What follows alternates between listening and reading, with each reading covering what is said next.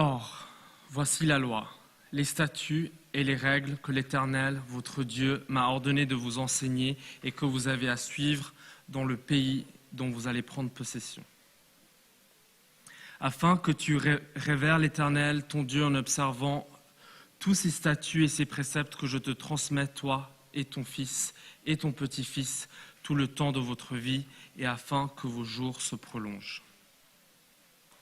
Tu écouteras donc, Israël, et tu observeras avec soin, afin de prospérer et de multiplier sans mesure, ainsi que l'Éternel, Dieu de tes pères, te l'a promis dans ce pays ruisselant de lait et de miel. Écoute, Israël, l'Éternel est notre Dieu, l'Éternel est un.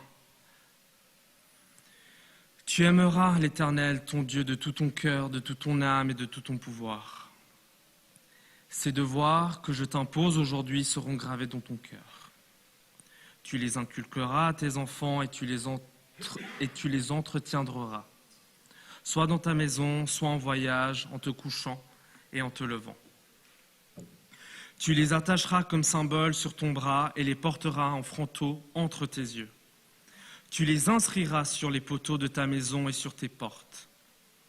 Or, quand l'Éternel, ton Dieu, t'aura installé dans le pays qu'il a juré à tes pères, Abraham, Isaac et Jacob, de te donner, pays aux villes grandes et belles, tu n'as point bâti, avec des maisons abondantes en biens, que tu n'y as pas répondu, des citernes toutes faites, que tu n'as pas creusé, des vignes et des oliviers, que tu n'as point planté, que tu jouiras de ces biens et tu t'en ressaisiras. Garde-toi d'oublier l'Éternel qui t'a tiré du pays d'Égypte, d'une maison de servitude. C'est l'Éternel ton Dieu que tu dois adorer, c'est lui que tu dois servir, c'est par ton nom que tu dois jurer. Ne suivez point des divinités étrangères, aucun des dieux de ces peuples qui vous entourent. Car une divinité jalouse, l'Éternel ton Dieu, est au milieu de toi. Crains que son courroux ne s'allume contre toi et qu'il ne t'anéantisse de dessus la face de la terre. Ne tentez point l'Éternel votre Dieu comme vous l'avez tenté à Massa. Gardez, au contraire, les commandements de l'Éternel votre Dieu, les statuts et les lois qu'il vous a imposés. Fais ce qui est juste et agréable aux yeux du Seigneur, afin d'être heureux et d'arriver à posséder ce bon pays que le Seigneur a promis par serment à tes pères, lorsqu'il repoussera tous tes ennemis devant toi, comme l'a déclaré le Seigneur. Quand ton fils t'interrogera un jour disant « Qu'est-ce que c'est ces statuts, ces lois, ces règlements que l'Éternel notre Dieu vous a imposés ?» Tu répondras à ton fils « Nous étions asservis à Pharaon en Égypte et l'Éternel nous en fit sortir d'une main puissante. »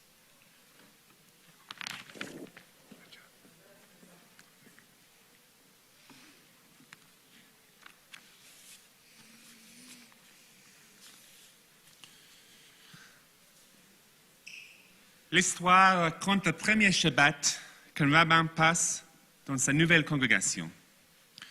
Au moment du Shema, la moitié de la congrégation se lève, l'autre moitié reste assise.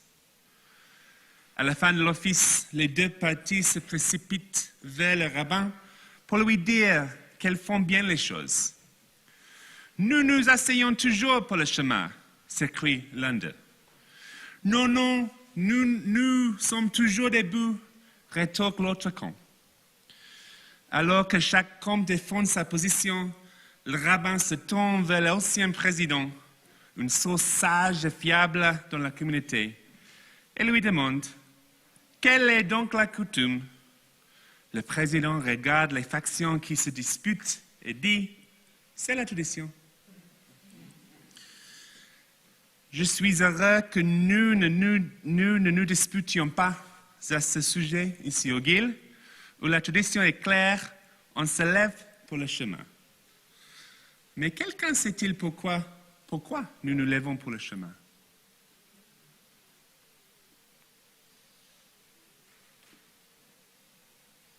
Des idées? Pourquoi on se lève pour le chemin? Par respect? Oui, pour respect? Oui, ça marche? Oui, pardon? Par habitude, oui, c'est la tradition. Oui, Isabelle? Pour un chemin, ok, oui, chemin, c'est presque, oui. C'est le jeu de mots, oui. Oui, autre raison? Oui. Pardon, je parle.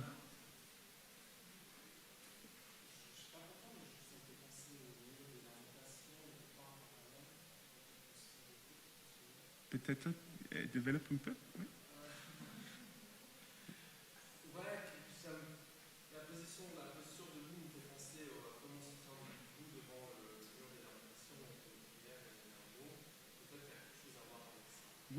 Oui, ça marche. Oui, comme toutes les questions juives, il y a beaucoup de réponses qui on peut jouer avec. Oui, Eva, tu as... Pardon? Ok, oui. Mais, pardon? On est plus près de Dieu? Oui. Parce que Dieu est dans la galerie? Je ne sais pas. Ok, bon, très bien, c'est bon, c'est les bonnes explications. Mais je ne veux pas entamer une discussion. Mais quelqu'un, sait-il pourquoi on ne se lève pas pour le chemin? Pourquoi d'autres s'essaient pour le chemin? Oui. Parce que cheval, on se repose, oui. Oui. Je vois Rabbi François en souriant aussi, c'est bien. Oui. Autre raison? Oui. Qui? David. Ah oui, Ruth, ouais, pardon. Le piano, oui. Pourquoi?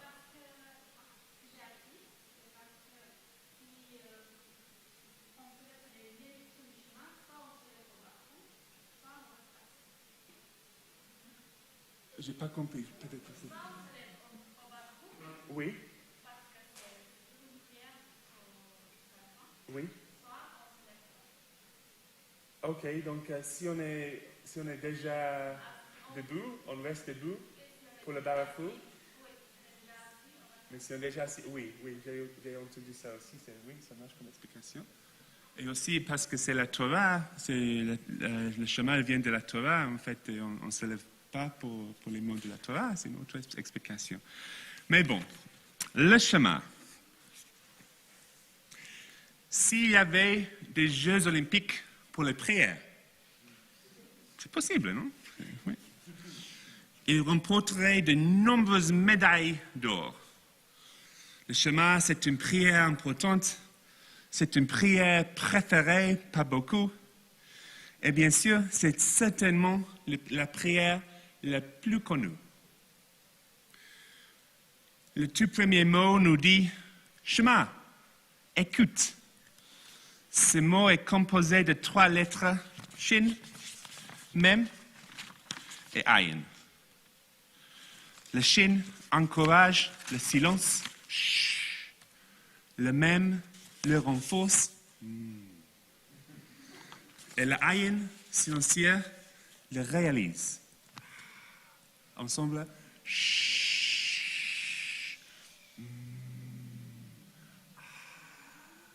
Encore une fois.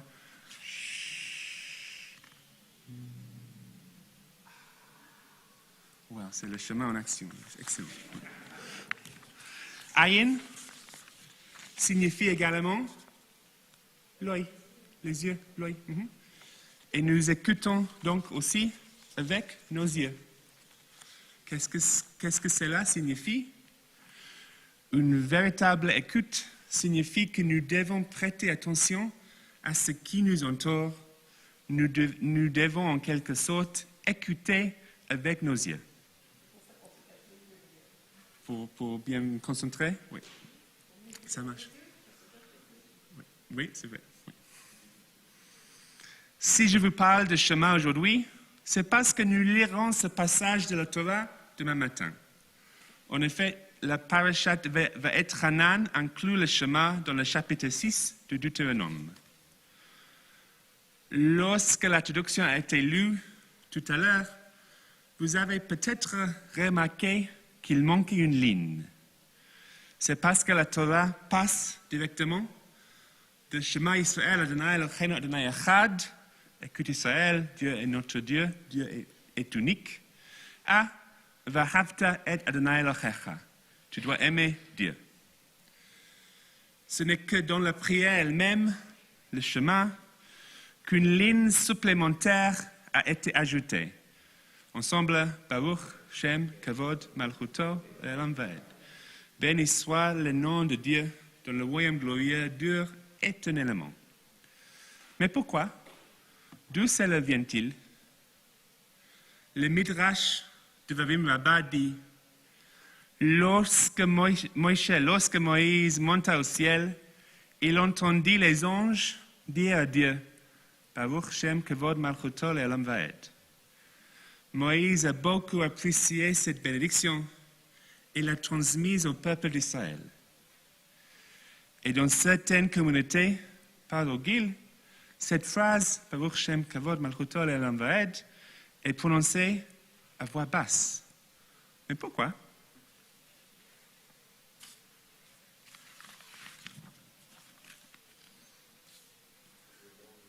Pardon? Oui, ça marche aussi, oui, bien sûr. Mais oui, et dans le même Midrash, ce silence est expliqué par le mashal, par la parabole suivante. Rabbi Assi dit, comment est-ce? C'est comme quelqu'un qui a volé des bijoux dans le palais du roi et les a donnés à sa femme.